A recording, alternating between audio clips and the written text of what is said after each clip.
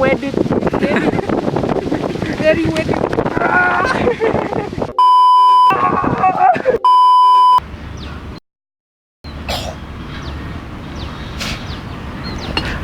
Kau dengar tak ada budak?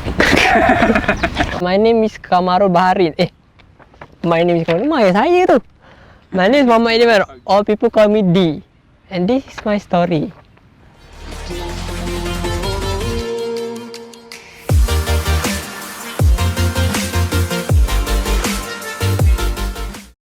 Assalamualaikum and hello everyone. My name is Muhammad Iddin Kamarul Baharin. All people call me D, and this is my story. I'm a Malaysian.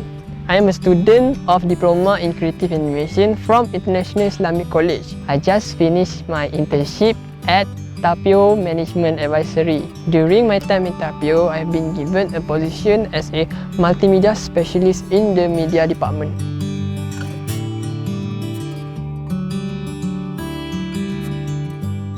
I've been exposed to many things in TAPiO Internship, and I really love the working environment, especially when it comes to make a video to promote TAPiO Internship.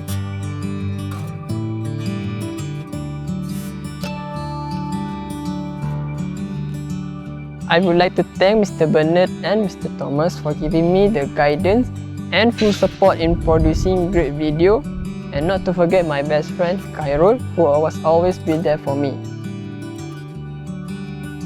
One of the best moments I had is when Mr. Thomas presented me with a TAPiO Achiever Club certificate, where not all the interns will get but only the chosen one.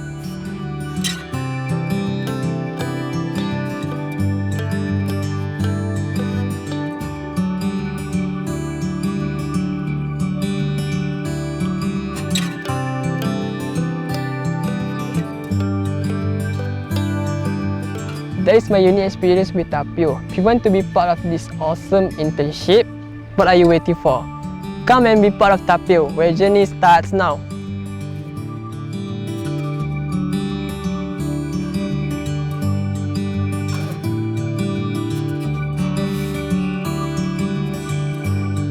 Come and be part of TAPiO, where your journey starts now.